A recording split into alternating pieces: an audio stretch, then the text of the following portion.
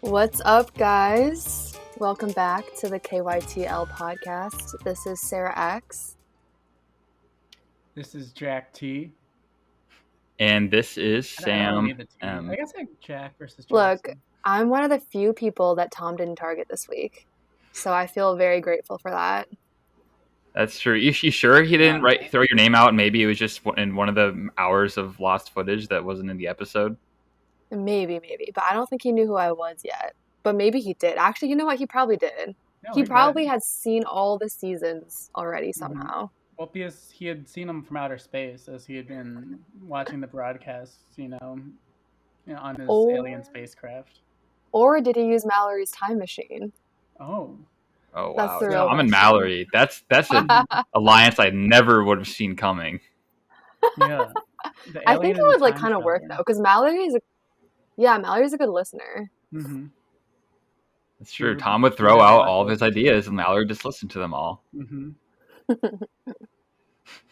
Oh man. Also, for those of you out there that are maybe new listeners, I was realizing last time, like, we just started the YouTube channel. We've had our podcast going for a few years, but there's some of you here that like haven't listened to our podcast every single time for the last 2 years. I don't know, but this podcast, Keep Your Torch Lit, is Survivor Michigan podcast made to review the episodes, talk about the strategy, all that fun stuff. The three of us are past contestants from season 2, Leaders and Best. Definitely you should watch that one for sure if you haven't seen it already. Although there is no Tom in season 2, so that is pretty unfortunate. It's true. Tom is an icon. All right. Well, the episode, however, does not start with Tom. I mean, starting off right away, I like that scene of Erin trying to convince you guys to keep her in, because she's going to like throw a party with ice cream and vodka if you let her stay. I'm surprised, Jack, you gave that up. You gave up all the ice cream and vodka just to keep Ben in the game. So Erin had to resort to bribery, which this kind of reminds me, didn't someone in season 2 also bribe with some ice cream? I think Mallory bought Lucy ice cream. Yes, ice cream is kind of like a trend. That's true. Ice cream is how you win the game. But I guess it didn't, Mallory got first place though. Erin got last place, so I guess it's very hit or miss. A hit or miss strategy. That's true. Very hit or miss. If you use the ice cream strategy, you'll either be first out or you'll win. Yeah, so I guess if you use the ice cream strategy after the first person's been voted off already, then you're basically guaranteed to win the game. Then you'll win. Yeah. Yeah, man, I think we just broke Survivor Michigan. If you're listening to this, you're future player one day. You hear this, that is how you will guaranteed win the game. So there you go. You're welcome. We were saying, how could you give up the chance for ice cream and vodka? And you chose Ben over a fun party. I did. You know what? Maybe if I went back in time, I would have made a different choice. But it's just, yeah. I mean, yeah, we talked about it last episode. It just was so painfully obvious that it was Kat from the get go, and I literally just didn't want to do anything to change that. No matter how much he bribed me. Not Kat, Erin. Yeah. Interchangeable. They're like the same, right? They're one and the same. They're sharing all of their knowledge. Literally, they're the same person in my head still, I guess. No, but yeah. It's like Chloe and Cassie. Mm-hmm. At one point. Yep. Okay, but who could have used some ice cream though? Is Jackson. Because he hurt his ankle. Oh. Yeah. Yeah. Getting rid of the imaginary defender, breaking ankles in the gym. Okay, I actually have a question. Is Jackson playing up his character for the show, or is that who Jackson really is? Because I don't know him that well.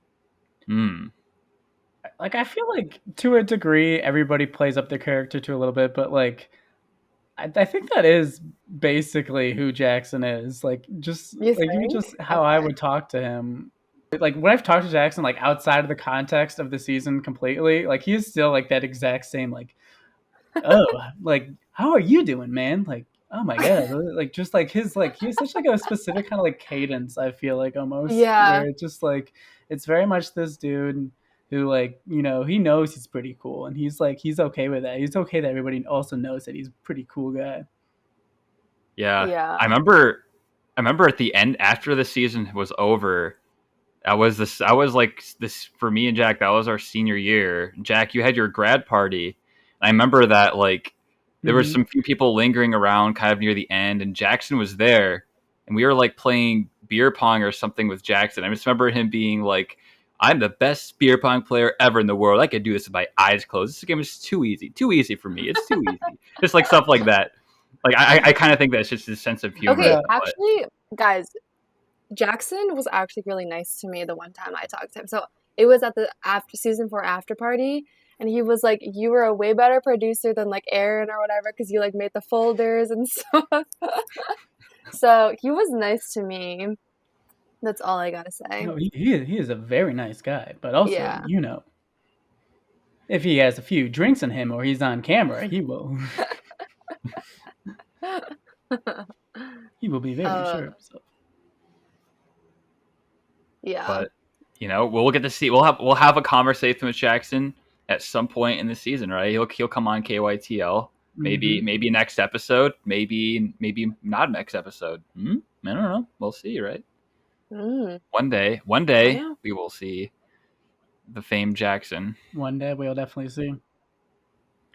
But it didn't even matter that he sprained his ankle playing basketball at the gym, because Tokidoki still It did not matter at all. Yeah, he literally had to do a challenge. That challenge was kind of tough on. That challenge was kind of tough on the ankle. Yeah, not gonna lie. That's like right that ligament. You're gonna be hopping around on your foot. Yeah, I guess you can. Although you could just hop on the other one. Yeah. So maybe it was pretty good. I remember that challenge, being there at 7 a.m. It sucked so early, and I thought that Norte was gonna win because you guys had a brief lead, but just were you guys just didn't have the athletes to do it? Like, what? I thought, I don't know where did it fall apart, Jack? Well, what happened? What happened out there? Yeah, I don't really know, to be honest with you. I just feel like we lacked the stamina to like keep going. Like even after we got off that early lead, I feel like we kind of just like pushed really hard at first. And you know what? Like I wasn't the same marathon runner I once was. I had my craft beer gut. Too many craft beers. Exactly. Oh my gosh, my favorite though. Sorry. No, go ahead. My favorite was Adam falling all over the place, and then Kat roasting him in her confessional. She was like, it was like how the whole scene ended. She was like, I can't. Yeah. He was like, I can't do this cardio, and she was like, it's like hopping 40 feet or something. Yeah. I thought that was really funny. Yeah, Adam looked like a El Norte member out there. We hopped like 10 feet in the snow. I wasn't even tired, and I'd already worked out once that day. Like Adam was so puking. Funny. Yeah, I had broken both my ankles this morning, and I was still doing fine. It just keeps getting worse and worse. Like every time he talks about the ankle. My foot was amputated. But was I carried off the court like Michael Jordan? No, I wasn't. Be like me, MJ. Yeah. It was the flu game. Dude is full of it. But I mean, yeah, they had every reason to be full of it. They won pretty convincingly. Yeah. And Dale kind of carried too. He was like, now he's kind of a little bit worried. He's putting a target on his back now. There's a little thing where everyone's like, wow, look at old man Dale. He's married. He has a wife. That's crazy. Yeah, every time people talk about him, his age gets older. Mm-hmm. I think, Jack, you keep calling him a 40-year-old. He's freaking 50. He's eligible for Medicare, this dude. And he has a wife. Yeah. That is just like an insane concept to me. Like that, like having a like I still can't wrap my head around that because like having a wife is such a thing about like real Survivor. You have your wife and your kids come to you at the family visit. You know, in College Survivor, these are just like little children running around. Or barely like can drink. This Yeah. guy has a freaking wife at home. Still not I over it. know. You see his wedding ring in like half of the shots, and I thought it was so fun. I feel like there's a lot more times where like in that episode it was cut out, but you said like he has a wife. You said every single time you reference Dale, you're always like, but he has a wife. A wife. Still not over it. Wow. You know, maybe his family making skills has allowed him the knowledge to also make alliances, because Dale has alliances with everybody right now. Matthew and I mean, that's pretty much the ultimate alliance. Shannon. Yep. Shannon. Yeah, if like you're able to have somebody trust you enough to be married forever till death do you part, like, you know, that's a good skill to have. Like I can't say Oh, I'm that's the funny. Ride or die alliance right there. Mm-hmm. Yeah, Dale knows how to ride or die. Too. He does. Dale knows how to ride or die. Yeah, I think Dale looking pretty good with that alliance. He has the idol. I'm wondering if the target will ever get too big on his back, because I don't know if like people are going to start talking and realizing things, or if he's going to be able to keep everything under wraps, like keep his number ones close and not have them ever realize that they're all of their number ones. Yeah, because it's super early on and he already seems to have a lot of power. Mm-hmm. Well, that's where I liked his strategy of, I'm going to try to line with get these shields. Like, using the returnees as shields is a good strategy. I think we even had a video where he was like, yeah, like I tried to get Jackson to come up with the idea of using Eliza and Matthew as shields for us. Like, because that's a strong, group of 4 with Shannon's strong group of 5 right there. Like, where you have all these really strong, big target players around you. Then on the other side, you have Adam and his little, his cool mint bitch alliance, which is fun. Oh wait, guys, when Adam was so proud of himself about that meeting, he was like, I thought it went so well. And everyone else was like not about it. See that I think that was like the most like cringeworthy thing of the episode, because like I feel like Tom kind of like knows how ridiculous he's being. Like he even he's pretty like self-aware. Like he even had a confession like, I know people might make fun of me or like I'm going to but like Adam's just like so completely oblivious to like what the other people think. And it was just like, it's oh my god, adorable though. Yeah, like he's just like so happy. Like he's like, oh, I made this little alliance. It's not even a majority. It's like 4 people. He's like so proud of himself. Who hasn't been there when somebody's like showing a YouTube video, or like even if you're the person showing that YouTube video and you know that it's like it's just such as like a universal sensation, I feel like. Yeah. Yes. Oh, and the scene where Kat was showing the video and Eliza was zoning out to the Jeopardy music, that was such good editing. I know it was. Oh, that was great props on Ian for that one. Mm-hmm. Yeah, it's like one of when even Eliza is having a hard time like staying engaged, it's got to be pretty bad. Like the absolute. What was the video again? I don't remember it. Some whatever Hotbox cringe compilation. It was like a 15-minute long video though. And Adam. That's so interesting. Yeah. I love Jackson's description where he was like, me and Eliza are just trying to, fake laugh, and Adam's like, I love like Eliza. That's about everything. It was interesting strategy by Adam to create an alliance and then invite Kat, but not tell them that like they're all going to be in the alliance. Like you just like secretly grab all these people and be like, meet at this spot, and they all like are surprised to see each other. He's like, congratulations, here's your alliance. Like that's just it's interesting. It's interesting. He's like the Godfather. Yeah, it's novel for sure. It's novel. He's innovating out here. Super fan, innovating. Wait, and his reasons. Do you remember Yeah, I Ruben? like to So love that. Jackson was just because eye candy. Kat was because strong, and Eliza's social game. Hmm. So, I mean, he had He's like reasonings. Mhm. putting So, together a dream team. No, I actually, honestly, like I feel like that in itself is a great idea. Like you try to identify the people you think will be strong for an alliance, but like I feel like you're missing a step if mhm. you're just like having them all meet at the law quad without them all knowing that they're. Especially it's Yeah, because Kat seems to be somebody that like is not meshing as well with the rest of the tribe. Like it's just you don't want to include that person in an alliance if Mhm. other people aren't cool with them. yeah. Wait, I have a Yeah. question. Oh, Do yeah, you go guys Yeah. ahead. think it should be meet up in person and then create a group chat, or have the group chat first and then meet up in person? Um, I mean, it kind of depends. I I feel think like I like to have a group chat first. Mhm. I feel like, well, you should definitely be talking to the people individually before you even have the group chat. Like, you can't just out Hmm. of nowhere create the group chat. Like, I feel like did we even have like I feel like we had the group chat first, did we? Yeah, no, well, the Yeah. bunny group chat was a thing way before Oh we all yeah, met. yeah, because that's where that's kind of the original. Yeah, I feel like for our when we formed our alliance, we all like had talked to each other individually and then kind of sussed out like, oh, are you cool with that person? Or is everybody Hmm. cool with each other?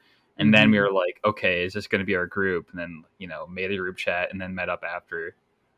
Like I feel like I that just feel like step having a of group chat, yeah, having a group chat just really brings people together, and then you can oh start yeah, like chatting and liking people's messages. Versus like if Jack had just told me to show up and then there's like random people there, I wouldn't like yeah, have that connection. yeah. You Maybe know? you can, put and your YouTube video in the group chat and people it's much easier for people to like they can Yeah. laugh react instead of having to sit there and watch the whole thing. Yep. ha ha Just ha, like so pretend funny. that You they don't like actually it. watch So it. Exactly.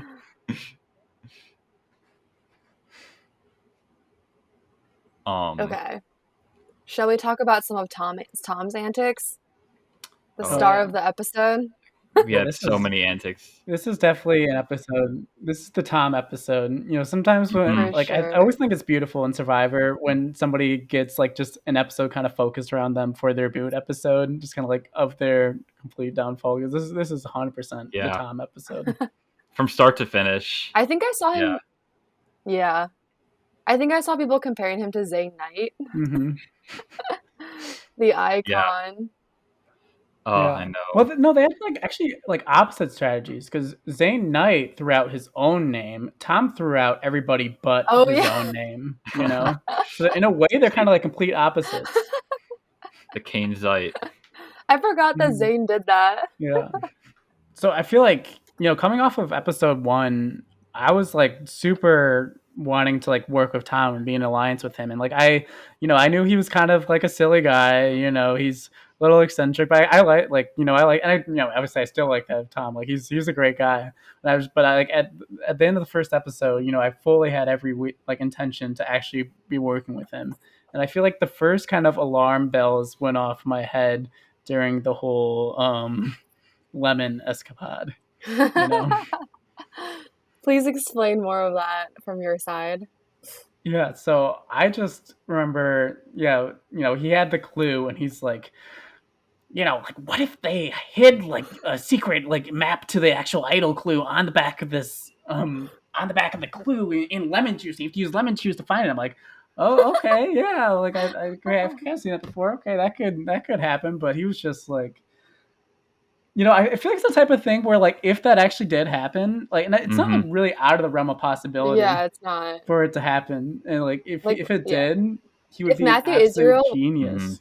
if Matthew wasn't playing, maybe it would have been a thing, Yeah. you Oh, know? I can so see that being a Matthew Israel idol clue thing that he would make, but But just also, like, Jack, hmm we can't forget season 2 when you thought the memory challenge was an idol clue. that I mean, And we true. were out there in the lockers of Ross trying to crack the code. I think that's why I like Tom so much is that I feel like I see a lot of myself in him. Like I feel like we both kind of have that same. Hmm. Because I mean, yeah, that's literally like the first episode that you see me and him together. Like that first very, Looking very for the first idol? scene is we're looking for the Yep. idol in that room.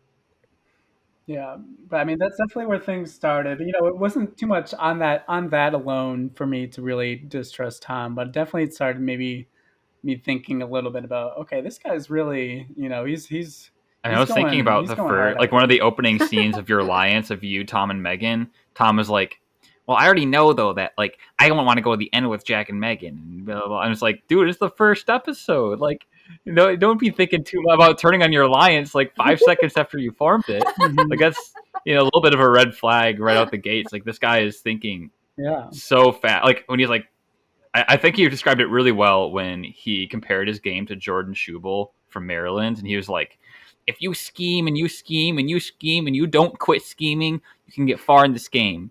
He's like, "I actually don't know what happened with Jordan Schubel. I never finished watching that season, and Schubel did not win that season."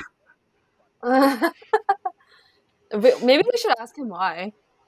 Hmm. Yeah, Maybe we should ask him why he didn't finish the season. it's literally you're modeling your game Yeah, after I thought he was a somebody, super but you fan. don't know what Yeah, no, happened that's with gross. their game. Like it's just hilarious to me. Like the Hmm. whole thing about where he said like you need to play this game 39 days strong or else you're a goat that's getting dragged to the end.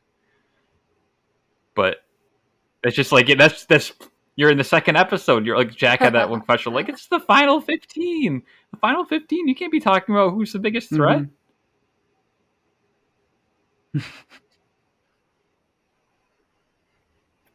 True. Like you can be thinking about that. Like I think that's like I really feel like I like agree. Like Tom is like thinking a lot of the right things, but he's like overthinking all those things. Like it's definitely good to be thinking about who you want to go to the end, and when you're making that alliance, it's not probably the best idea to make too many waves about thinking. I mean, like wanting to like blow everything up after 1 week. Yeah.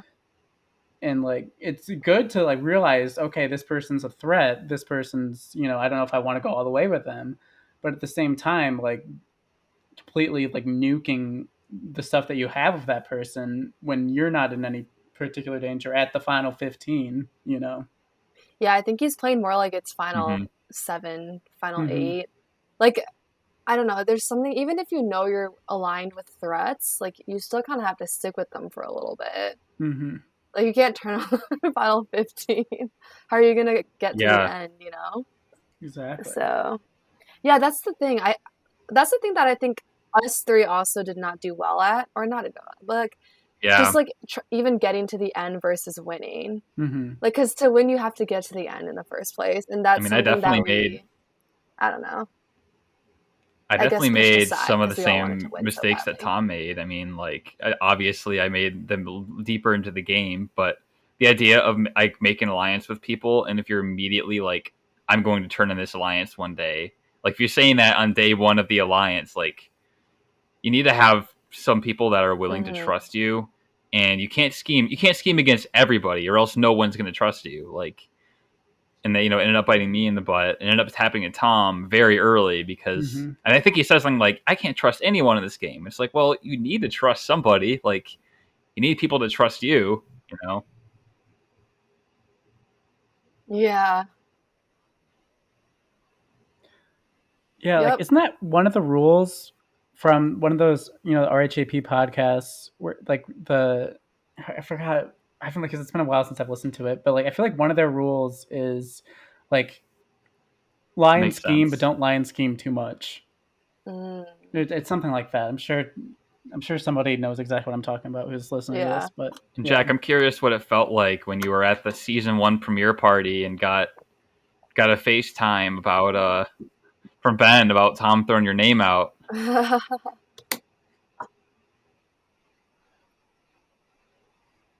Oh yeah, I mean, yeah, like I said in the confessional, like it got very meta because you know part of me just wanted to go to that premiere party and just watch the Survivor Michigan premiere with my friends. But like I knew that because Eliza was going to be there, like there's going to be at least a little bit of gameplay going on. So you know what? Yeah, we filmed like a little bit of us kind of like drunkenly like, but then like I really feel like it like really turned full game that moment that I got the FaceTime from Ben. and just I was just like, oh my god, and like yeah, the you know the thing that like I just said, I had already kind of started thinking about Tom in a different way at the start of the episode, and then like when that happened, I was just like, all right, I'm done. I don't want to deal with this. Like if he's already throwing out my name and he's already you know like shows that he Yeah. can't be trusted this much, then like I want to cut ties.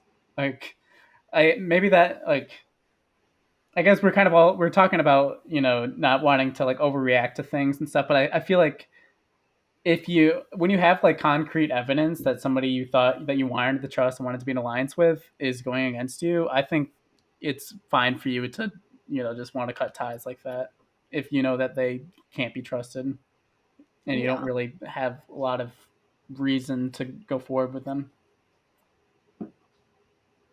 Yes, agreed. How do we think Ben and Matthew are positioned right now? Because I don't know, like I feel like both of them wanted to play kind of very different Yeah. games than their last seasons. And yeah, I would say Matthew's better positioned than Ben because Ben he even said in one of his confessionals like cuz I'm me and I Mm-hmm. can't not cause a scene or something like that. Even though he like really wanted to not. Um Yeah, I feel like out of the four returnees, Matthew is probably the most under the radar so far. mhm. Like I feel like Eliza has been like pretty like even just like in the edit and stuff, like she's very much like going out and making these alliances and connections with people and like like she said, like I didn't even want to be in this many alliances, but I just kind of keep running into people. And like so she's definitely playing a very active game. And like Yeah. not that Matthew just like in comparison on the tribe is like playing a bad game at all. It's just like I feel like he's more under the radar, more kind of almost maybe how Eliza kind of wanted to go in playing and like not Mhm.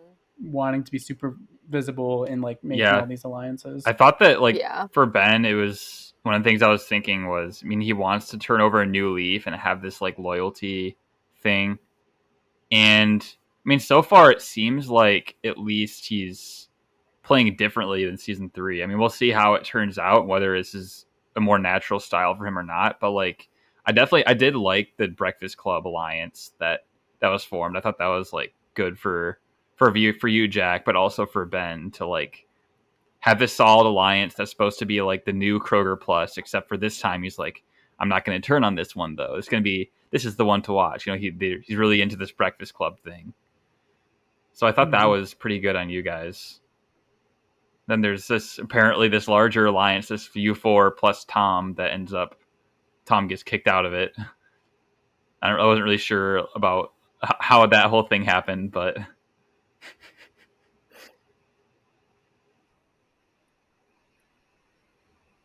Yeah, I feel like it doesn't really show a lot in the episode about how exactly that five kind of came to be, but just kind of like from what I remember, like I think it was probably like me if anybody kind of pushing for Tom to be a part of that, just because like I felt like I definitely understood a lot of where he was coming from, and I honestly just like liked him coming off of that first week, so like I was just like, hey, it'd be probably be good for us to have five instead of four, and like he doesn't have to know it, probably it seemed like he probably knew that he was the fifth in that five, but like we should bring the person in. Yeah. Can we talk about the idol scene? Because honestly, I was a little confused watching it because we never actually like saw him find it. oh We saw yeah, like footage of where it was, and then yeah. next scene he was just like holding it. I mean that was because I was just Tom a little only confused about submitted that. a 5-second video of him filming the bush of him saying, "I just found the idol," and then like another video where he's holding the idol that he found. But like that was all that he had filmed, so that was kind of an example of just making do with the footage that you have. But I think that hmm also like chronologically, obviously, like the Ben found the clue at the Yeah. challenge, which was like way near the beginning of the episode. There was this whole thing, and Jack can, I'm sure you remember this, where like Ben showed the idol clue to you in the bathroom at Starbucks. I think that ended up getting cut out of the episode, but like he had shared it, I think, with people much earlier Mm-hmm. in the episode. I don't know how much you want to talk about that because some of it might be revealed in future episodes, but Yeah, That's what I was gonna say. Like, I feel like there's a lot more context to the idol and the idol clue that I think will be revealed soon. So I don't know if it's probably good to go into it right now, and we can maybe go into it more detail next episode because I don't really Yeah. know what's gonna be shown. I feel like a little bit more probably has to be shown. I do have a question though. How likely was Tom to play the idol that week? Just based off all the footage you guys have seen or what you know. I mean, I definitely was trying to lay on my charm as much as I Yeah. could to make him feel safe. You know, even though he wanted to target me or whatever, like he Like, didn't end up actually targeting me. And like like if he had played the idol, would he have even played it on himself? I don't even remember. It seems like we have a lot of questions that I honestly Tom don't is the remember. only one that can answer. Yeah, it seems like we have a lot of questions for Mhm. Tom. Because these All hoes right. are not answering my questions, and I need a more expert who will give me a whiteboard explanation. So can we please bring Tom on? Yeah. I know. Finally. Yo, what's up, Thomas? Whoa. Hello. So great to see you. Okay, are we ready? Jack, I'm disappointed you don't have your cat with you.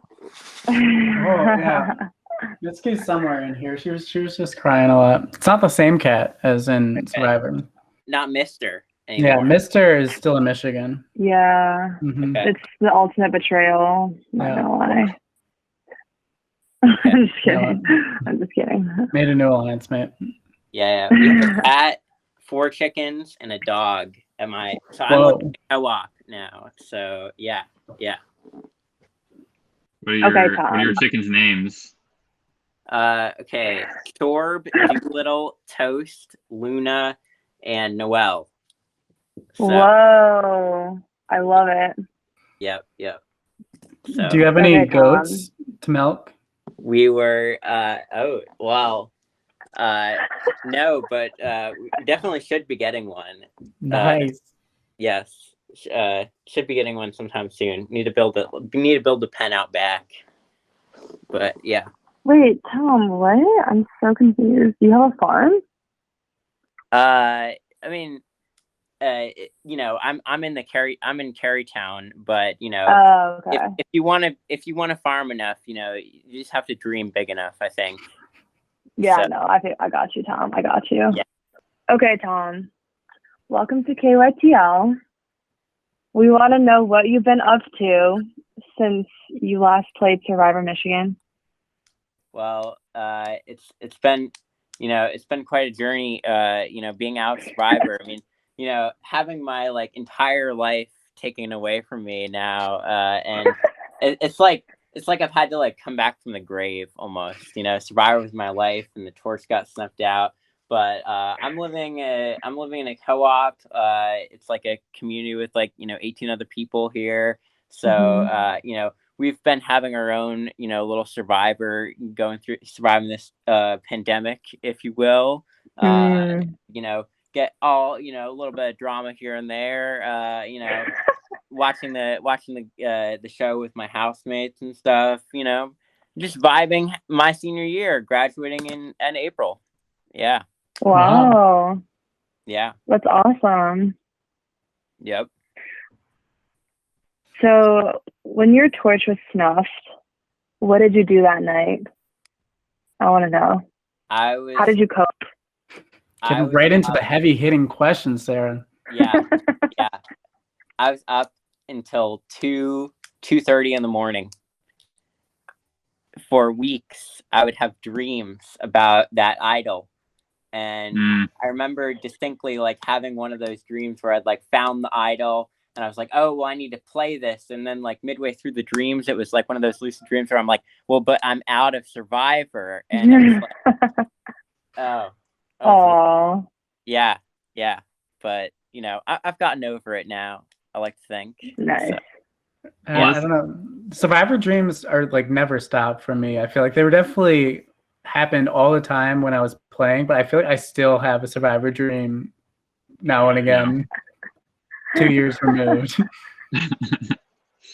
Yeah, they'll curse you forever. That's the thing. Mm-hmm. And now I'm having dreams where I'm explaining my Survivor moves to people. I literally had a dream yesterday night where I was like, oh, this move, blah blah, and then the other person in the dream was like, oh yeah, like you know, and I was like, well, but I didn't explain that well enough. Like, let me go this way, you know. So yeah. Yeah. Well, Tom, Well, I that's want why to you're say here, here. yeah, Mhm. here in KYTL, we like to make dreams come true. So we're gonna ask you to explain some of your strategy. Okay, this is like, It's like you know, it was Christmas. prophesized in your dream. Yeah, yeah. I guess, what was your plan for this week Sure. that you Yeah. got voted out? Well, Because we saw you throw out a lot of names, so Yeah, why do it keep absolutely. changing?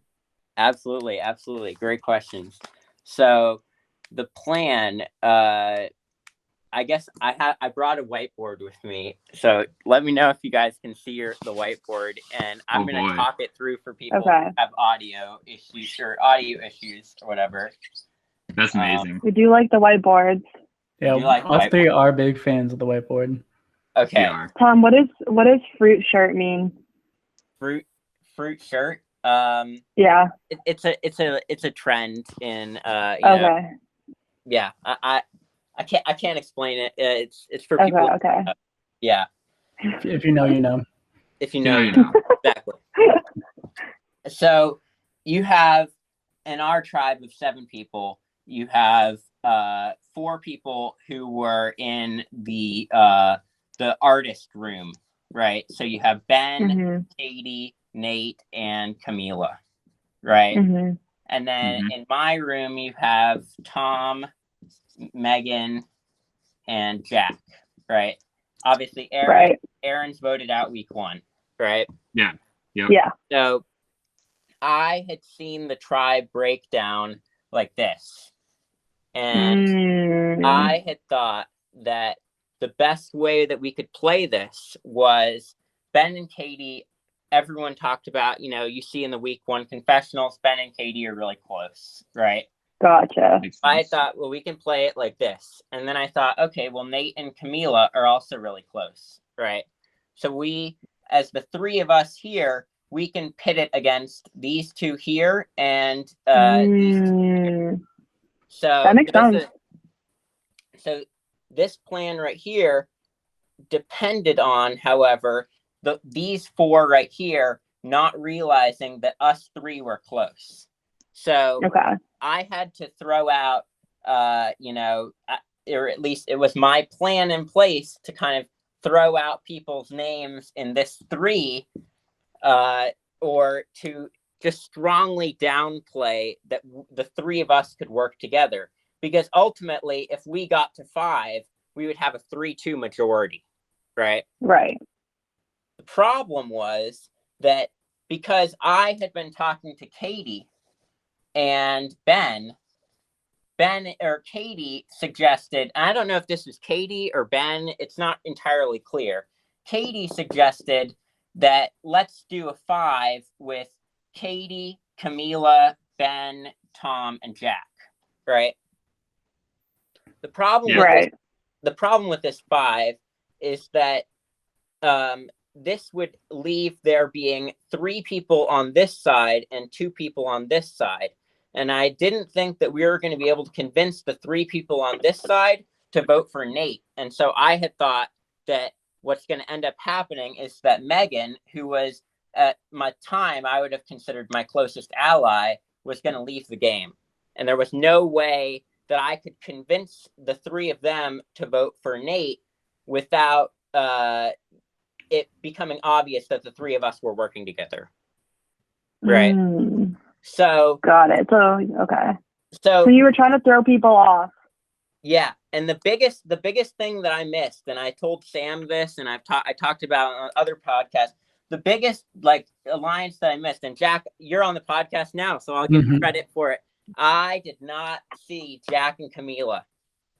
You guys downplayed that perfection. Did not, because that 5, the reason I was so freaked out about it is because I thought, well, Camila is closest to Ben, and Ben has all the power. Didn't realize that Jack had all the power in that 5.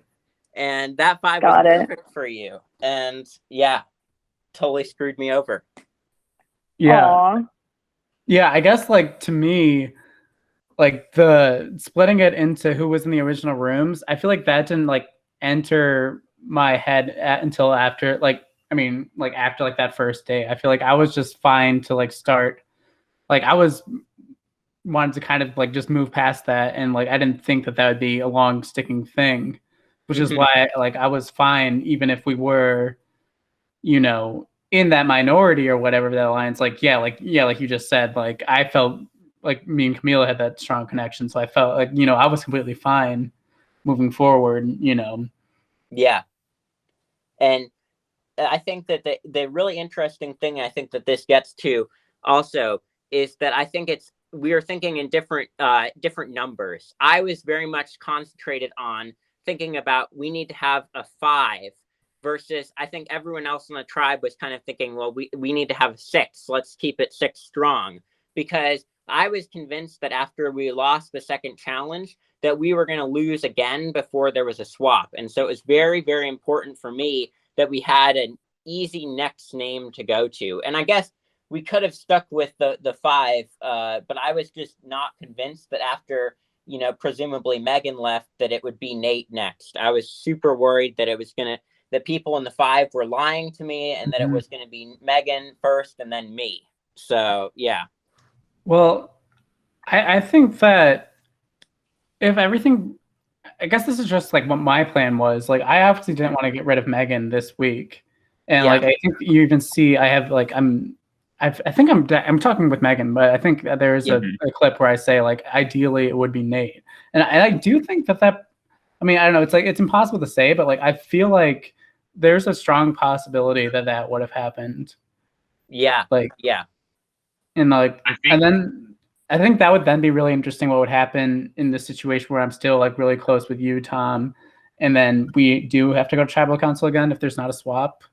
Yeah. And It's like, I really and Katie and Ben, you know, are they very Mhm. strongly like we need to go for Megan, or, you know, do you propose that we do a 4 alliance and then we go against Ben and Katie? You know, I don't know.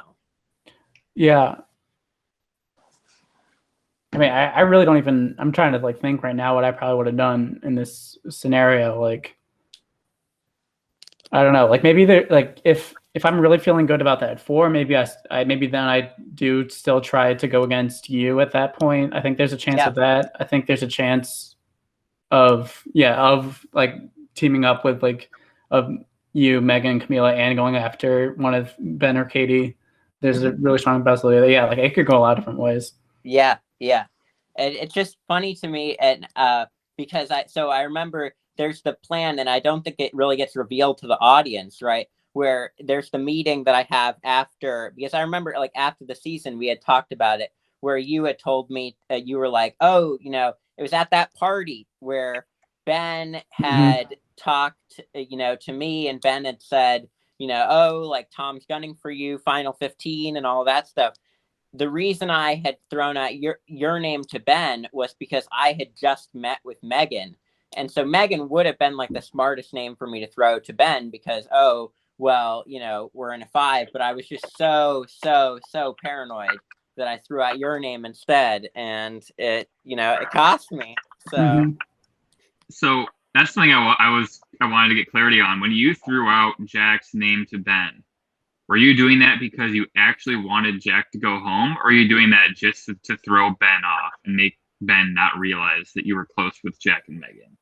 So I think I was doing it for 2 reasons. And I think that this is why I would never really like 100% said to Jack why I was doing it, right?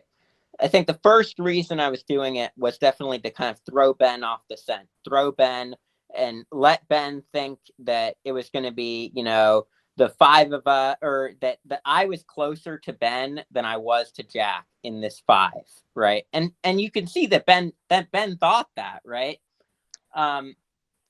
And the second reason that I think I threw out Jack's name to Ben was because I think that I was very paranoid on our tribe that people were not interested enough in kind of, people were so fixated on like, you know, let's go for the easy vote or whatever, that I wanted to kind of plant seeds that, hey, Jack is a big threat. We need to take him out long term. And I think that that's why Jack making the move on me was super smart, because I wasn't going to turn on Jack that week, but like come swap and, I'm on a tribe, I would have absolutely turned on Jack if it meant keeping myself in the game. Yeah. Yeah, I think that's exactly what happened in my mind. I'm like, going into this week, like after week 1, like I did like actually want to work with you. Like I did like that alliance with you and Megan.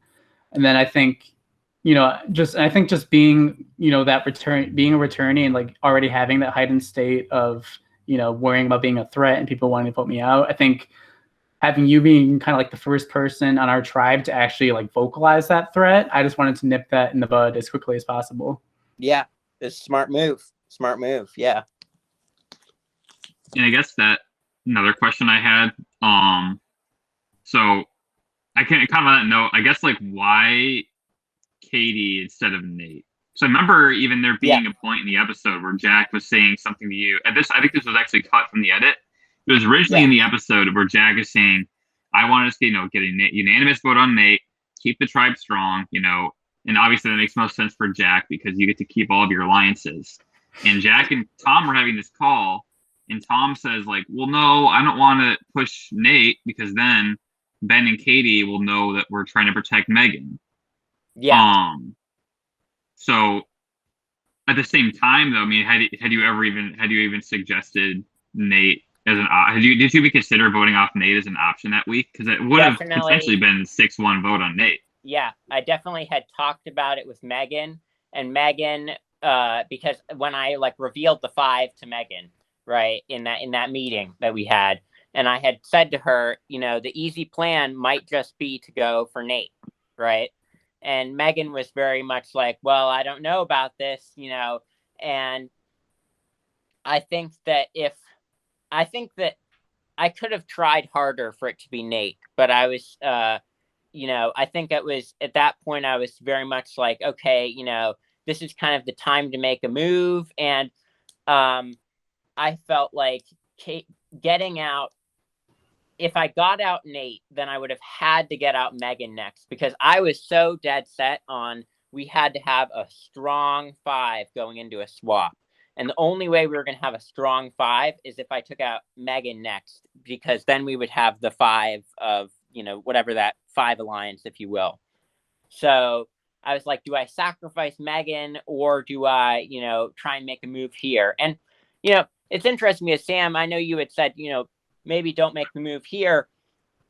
I think that, and it's interesting because I don't think that you have to think about like, the final tribal council and like exactly who you want to be sitting next to here and there, right? And like have your, detailed plan, right? But I think that it is very important that like from the beginning of the game, players perceive you as a person that's like willing to make moves and that's like putting themselves in a good position. And I think that if I make the move against Katie this week, and I think that, and we could talk about this more, but I think if I had done better things, I think getting Katie out is my best move, but I just didn't go about it in the right way. Got it. What were the odds that you were going to play the idol? Wait, actually, can we get into Katie just a little bit more?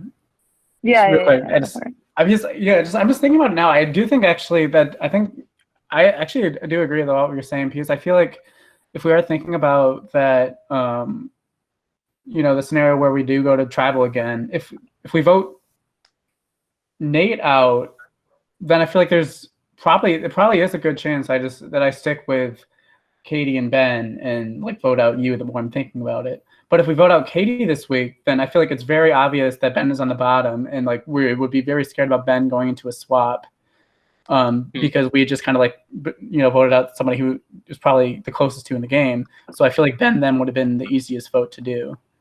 So like I'm just thinking through this again now, like kind of like for the first time in a while. But like I think that does make sense for you the most, and I think for me it does kind of make sense the most to vote out Nate.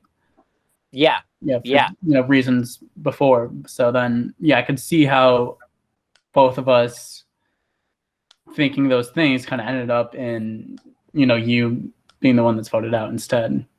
maybe because I'm being too selfish about wanting my way, but it's the original part of it. But interesting. So I had brought up this to Sam, right? And I'm kind of curious to hear your take on it, Jack. If I had said to you, just completely bogusly, we were so worried about, connections on the other tribe. And I had said, Jack, Katie revealed to me that she had been talking to someone on the other tribe, but she wants to keep it like secret, but I'm concerned about it. Do you think that you would have been more, I don't know. Yeah, I think it's hard to say because I feel like definitely I was already I was pretty wary of you through this episode. I mean, it kind of depends on like the timing of that. Yeah. Yeah. So like I feel like, somewhat like towards the end of, after I'd already been very skeptical of you, I probably would have brushed it off more. But like depending on when you brought that up, I could see that changing things.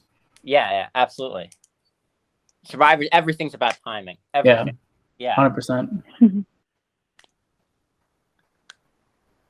No, yeah. I think we can move on now to the next question. I just want to talk a little bit more about that. Yeah. No, all of what ifs are always really interesting, and definitely there is so much like nuance to the strategy that you were talking through, Tom. Where in the episode it kind of comes across a little bit as like, oh, Tom just throwing everyone's name out, which to an extent you were throwing a lot of names out, but it wasn't like it was random. Like there was a method to the madness in a way of like, well, you were throwing out Jack and Megan to throw people off the scent of your alliance. Well, then, you had Jack and Megan didn't really know that. So they thought, oh, Tom's just like turning on us. Like there's just a lot of intricacies to what you were doing in that week. That weren't maybe as random as it might appear on the outside. Yeah, I feel like if you had come to me and been like, or like even me and Megan had been like, hey, like I'm worried about them thinking about us as this, I'm going to throw out your names. Just know 100% I'm with you guys. Yeah. But like if you hear this back from them, like this is just me trying to like distance myself. Like I really think that us three like are the most solid, and we're doing this as 3v4, blah blah blah. But just like, if I hear that from you first, it's a lot more palatable than hearing it from Ben while I'm kind of drunk, admittedly, at a party. And that's actually really interesting you say that, because if you, at that party, I called you before I called Ben. And I know that you for whatever reason, Kevin had Ben on the phone or whatever, Survivor can have that kind of like that luck aspect. Maybe I should have waited later on until I called Ben, but I was, so much like, Ben's going to immediately suspect and, just so paranoid. Paranoid. Yeah. You're getting some Will syndrome, Tom. not good to get Will syndrome this early. Yep. Both going against Ben. True. But you didn't have enough Will syndrome at Tribal Council. You're holding on to the idol that you had found. Talk me through what was going through your head at Tribal Council. How did did you feel confident about your placement in the tribe? Did not feel super confident. No. Ultimately, it came down to me thinking that if I went home this week, that Megan was going to go home next week. And so because I didn't realize that Megan had been talking to Camila and Jack and had this, separate 3 alliance at this point. So I was so convinced that from Megan's perspective, telling me that I was on the bottom and I had to scramble was the best play, and that she would have told me.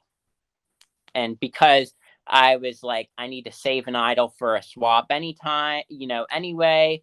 And, Megan hasn't told me, and she's been super confident. And, here I revealed this plan to her. I kind of put all my eggs in one basket. Yeah.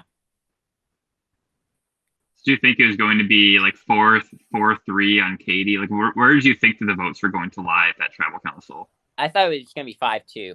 And I thought, okay, so everybody but Ben and Katie. Yeah. And that's why I was calling everyone beforehand, called Nate, and I had work, rule number 1, never have work before trying. Just quit your job before you go on Survivor. You know what? Yeah. You may have to. Yeah, I know. You'll learn that from Cassie, you should have learned from Cassie in season 3. Don't have work and Survivor. They don't mix. Yeah.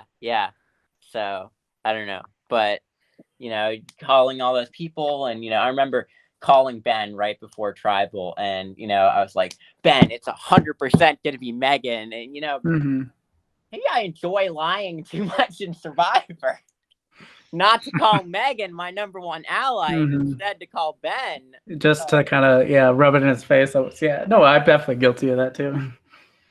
Yeah. I liked that's that first week Tribal that you see, right, Sam? Where Cooper's asking me the question. Cooper's like, who do you know on, the connections on your tribe or whatever? And, I'm like, well, I don't know, because I was like, well, it's fun. You're lying. Yeah. It's really interesting. Like, why was I so, scared of you? And, maybe it's just because, you're an attorney, and, it's interesting because I remember you telling me, day one, and you were talking with me, and I think it was Megan and Camila were like walking over to go get the pictures taken for cast photos that they didn't end up using, right? And I remember you telling that's right. Where are those? Yes. I remember Jack. They didn't turn out so great, so they were not used for anything. They were pretty bad. They were horrendous. They were not flattering. I'll just say that. Oh, but anyway, I was gonna say, so we're walking over, right? And I remember Jack is telling the story of season 2, and I'd asked him. I remember I asked you something like, oh, like have you shared idol, or like what happened with the idols? And I remember you telling me, oh, like I told my alliance that I had 2 idols because I was such a dumbass. And I remember taking away from that conversation, I was like, well, clearly Jack is wanting to be less loyal this time than he was last time. So I was like, oh, okay. Yeah. Where Megan took away the complete opposite. Yeah. I mean, I definitely, I feel like it's definitely highlighted Ben being so dumb or whatever for bringing up his Ben bomb. But I think we talked about this a little bit at KYTL, but I wasn't exactly sure, when I shared things and to who I shared them. But the more I'm thinking about it, I think I did probably do similar things about, just, because I think the moral, what it kind of came down to is that all of us returnees didn't really trust each other. And just I was so scared of Ben running to you guys and be like, oh my God, Jack had 2 idols this season. I heard from blah, blah, blah. And he or Matthew going to you and trying to form a secret alliance or whatever. And then, I think that we're all just it, on its face, it's why would you say these things? And I feel probably could have done, I feel Ben in front of everybody. We talked about this a lot in KYTL last time, but I just feel I don't know if it's the worst thing in the world to be upfront about these things to at least certain people. And I guess I probably made a mistake by saying it to you, who's somebody who's more game heavy, more paranoid. But Or a mistake for being wow, I was so stupid for being loyal last time and telling my allies about my idols. Wow, definitely won't do that again. No, I'm making that mistake. Definitely not telling you if I find 2 idols, Tom. But because that's kind of how it came across to me, and I was like, well, okay, Jack's playing hard, but but I was so I wasn't even worried about that, right? Because at the beginning of the game, I was so as I told you week 1, 5 minutes into meeting you, here I go, well, I think that the returnees are good to keep in because they're big threats, I was like, well, I'm not voting out Jack before a swap, Jack, number 1 threat here, gotta keep him in as my shield so that when we merge and, if we're ever down numbers, perfect boot right there. I don't know. No, definitely. And I think even the returnees are thinking the same about each other, Mm-hmm. I don't want to vote out Ben yet because, in the swap, I could just do everything on Ben because he's the Ben bomb guy, Absolutely. Yeah. I don't know. And that's why I had considered so the one name that you'll hear me mention that doesn't really fit into any of this scheme, right, is Camila, right? And I remember thinking to myself, I was like, well, amazing, like how good would it have been if I could have gotten Katie to be more open about, and obviously behind the scenes, she absolutely was open, but from my vantage point, she was just not willing to flip or do anything out of, the majority alliance, if you will. And, because Camila was the one that I trusted the least on that tribe. And I had to work through her to kind of get my way. But if I could have gotten the numbers against Camila, oh my gosh, would have been, because then you're closest, then you have to be closest to like me. I mean, I guess you could, I don't really know what happens. Yeah. I mean, I will say this: we haven't talked much about Camila in the last few episodes of the podcast, but I do want to comment on her position in the tribe, and I think Camila set herself up very well to where it's very hard to get rid of her. Like she has alliance with Jack and Megan, alliance with Ben and Katie, and then Nate. Like I know it's maybe isn't shown a ton in the first couple episodes, but even though he is suspicious of her for being an alpha phi, she's also the person that he trusts the most in the tribe. So Camila has every single person in the tribe really wants to work with her, except for you, basically, Tom. So I think honestly, like throwing out Camila's name, there's just not a chance you're even going to get like a second. Maybe Katie's a little bit less. Basically, everybody's working with Camila. I really don't see how Camila gets voted out. Like I can see. Yeah. The only way that I see Camila getting voted out is so when I had because I didn't realize how close like Megan and Camila were, right? But I think that if Megan realizes that maybe Camila's lying to her in that meeting about there not being a 5 and, Tom's making this stuff up or whatever, if Megan realizes that Camila's lying in that meeting, then the plan was that I'd given to Megan. I was like, well, we're going to, rat out Camila, right? And I think that if Megan had come to Ben and Katie and been like, hey, Camila told me about this 5 and I'm not in the 5 and, blah, blah, blah about Camila, I think that there's a chance. But yeah, I agree. She set herself up well. I don't know. Like the thing is that like I feel like it isn't really fully shown because there's only so much time you can go into it. But like there was so much damage control that I was running with Megan like through this episode about like how solid she was and how solid I was with her and how solid me, her, and Camila were. Like she wasn't in this alliance. I guess there's a chance that something like that can happen. But I just feel like there was so much that I was doing. To stop that from happening.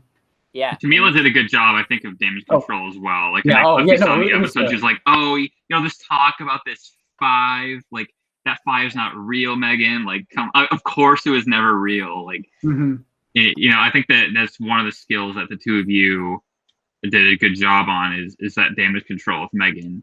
And the thing that the thing that amazed me most about that, though, honestly, is that. Like, I don't think that Katie or Ben talked to Megan once that week, right?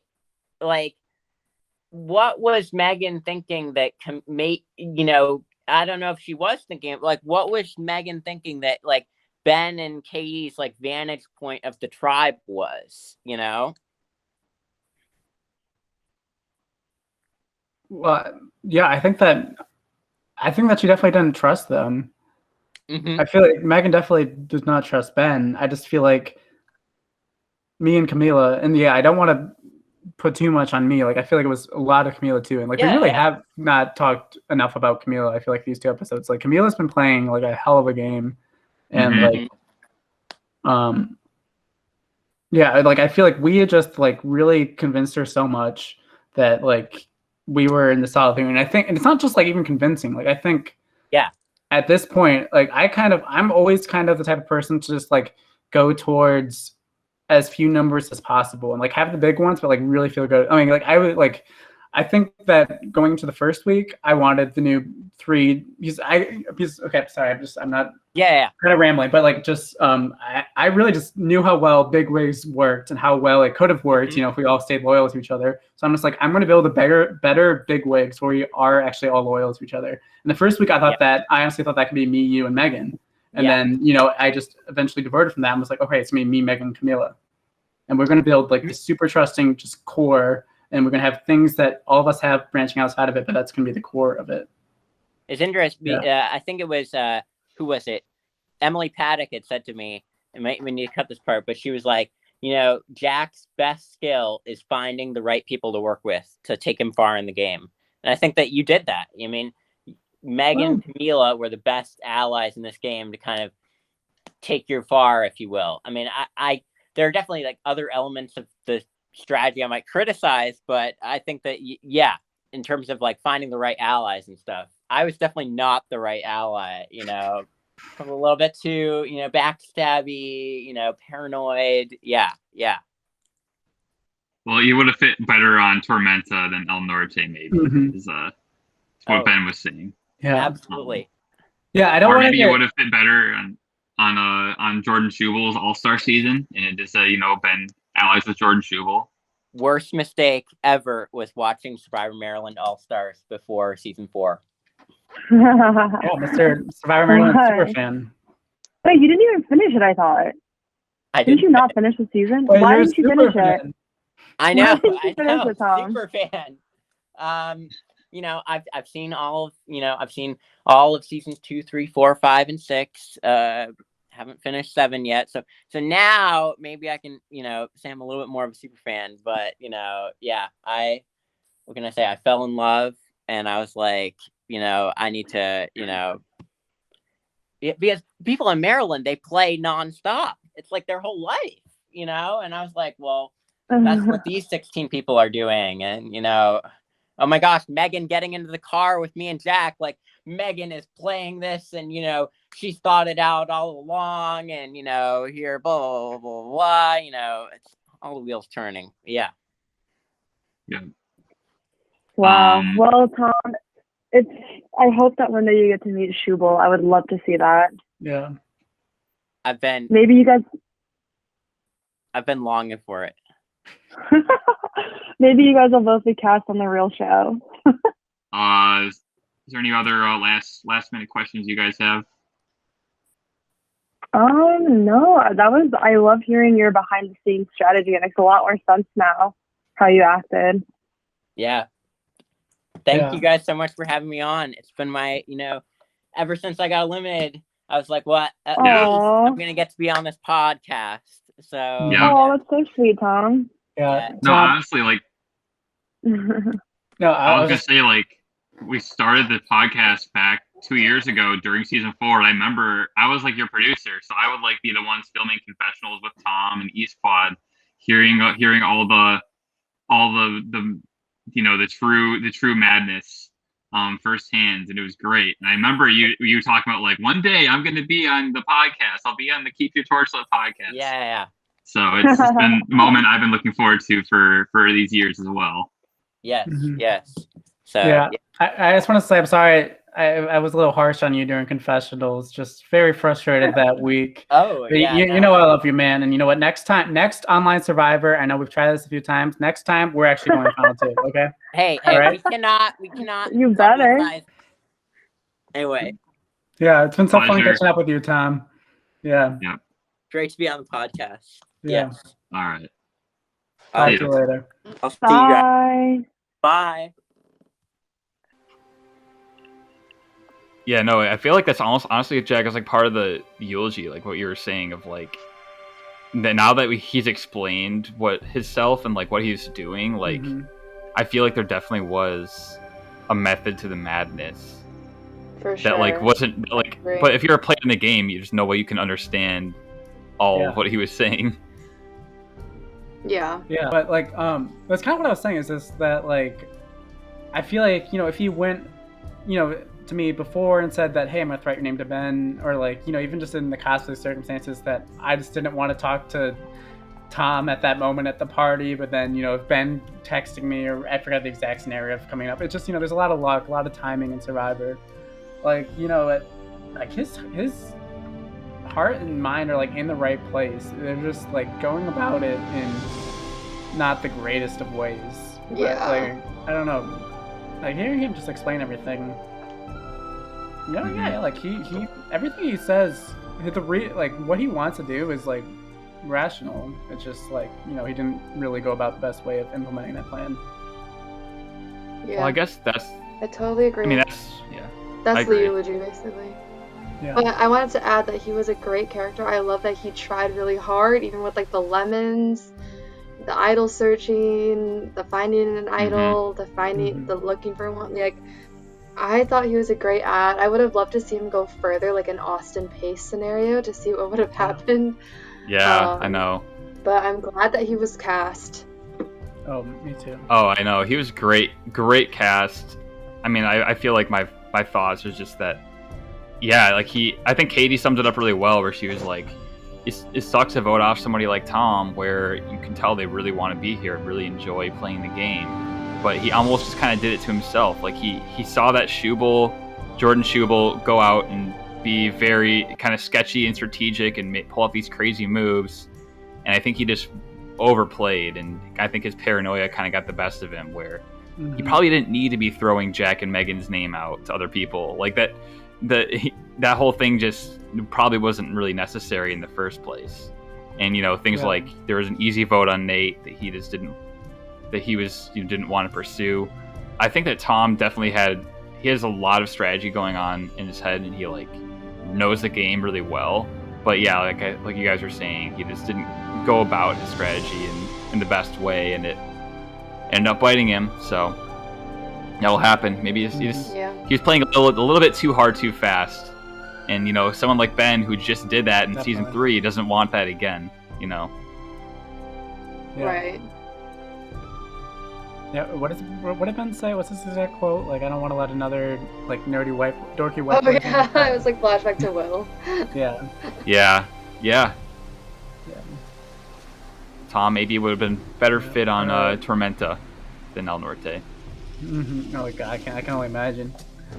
All right, so are we gonna put him in the 15th place pantheon then?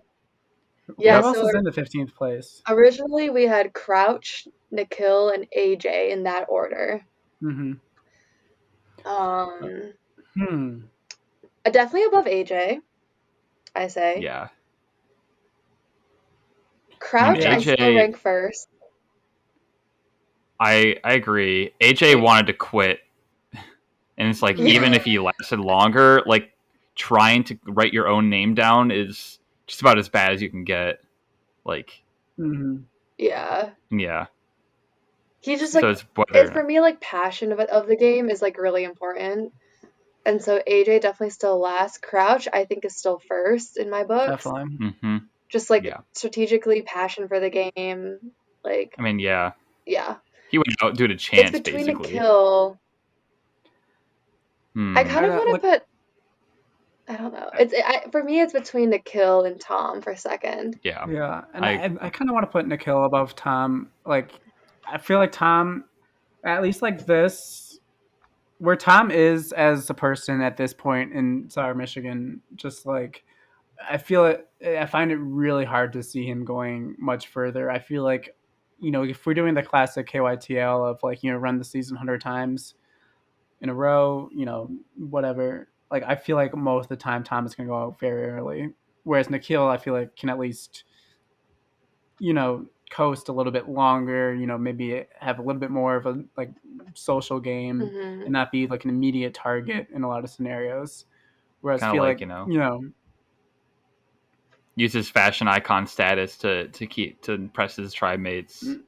Exactly. Like he can get like a Mario star and turn invincible. Wasn't his shirt like a Mario shirt? He was wearing like a Mario shirt. That was I mean, Nikhil did have. I mean, he survived a couple of tribal councils, I think, and I don't remember exactly why he got voted off. I'm starting to get rusty on season 1, but like he had in terms of like character though, in terms of character, I like Tom a lot better. Oh yeah, but I think Nikhil was positioned way better. Yeah, Nikhil lasts longer if you simulate the season a bunch of times. Tom's one of the best. He's had such a great 2-episode arc here that we get to just ended a little bit too soon, but.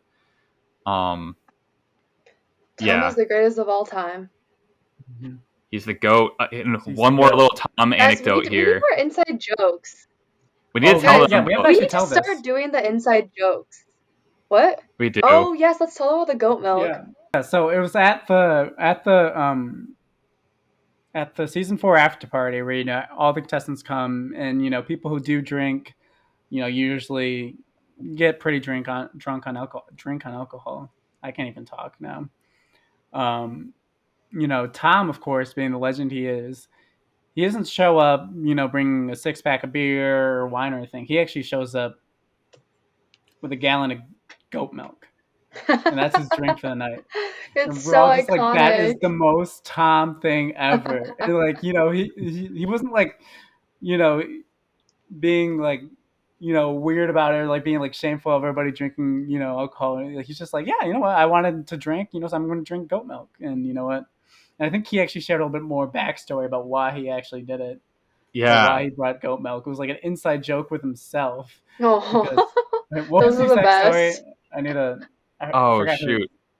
He explained it somewhere. Oh, actually, I can read his group name. We shouldn't Yeah, have read him the group tell name. this, but I'll just read it for now. All right. So, funny story about the goat milk that I don't know why I haven't told till now. When my dad was in college, he was really good friends with this guy named, I don't want to dox this person. My dad and his friends would tease this guy for a lot of things, but one story that I always remember was that one time my dad and his friends had a potluck, and this guy showed up with, you guessed it, a gallon of milk. I always wanted to recreate that moment. I thought, well, why not the Survivor Season 4 reunion party? It's an inside joke with myself, the best kind of joke. So, we're huge fans of inside jokes here on KYTL, so we have to respect the ultimate inside joke, which is an inside joke that only you get. So, cheers to Tom and his goat milk. Cheers. Everyone take a shot of goat milk tonight. Yeah. Yep, in memory of Tom. All right. Wow. Are we done? Yeah. That's it. Wow. Well, what an episode. What an episode. It's been so fun reliving this again and playing Has Survivor it been? Again. It's been fun. It's been stressful. I'm already. How has it been compared to season 2? I don't know. It's funny because it's funny. I you know what? I'll maybe talk more about it later. There's reasons for both. Gotcha. That I feel like kind of come down to different things. Yeah. Which is probably better to talk about later after the season. Yeah. Okay. Yep. But yeah, I will say that it's a very different experience from season 2. Okay. Yeah. The community is a lot more established now, I think. There's a lot more fans. The editing is taking some steps up. Like, it does seem almost like a totally different experience watching it. Oh my god, I know we talked about it already last time, but just like, not that season 2 was badly edited at all, but just like the amount of that, like, Ian has improved, that you've improved at storyboarding and everything, that you guys work together, everybody else on the production team, just like add all these amazing parts to it. It's just it's so awesome to see, and just like, it's definitely already like the best produced Survivor Michigan season yet. Well, we have a lot more to come. Another 10 episodes on the way. So, wow, good time. Let's get hype. Absolutely. Very excited. I bet Sarah's excited to see, who gets voted off next. Look, I can't remember. I only remember some. So we shall see. Yeah. We'll see. All right. Talk to you guys later. Yep. Bye.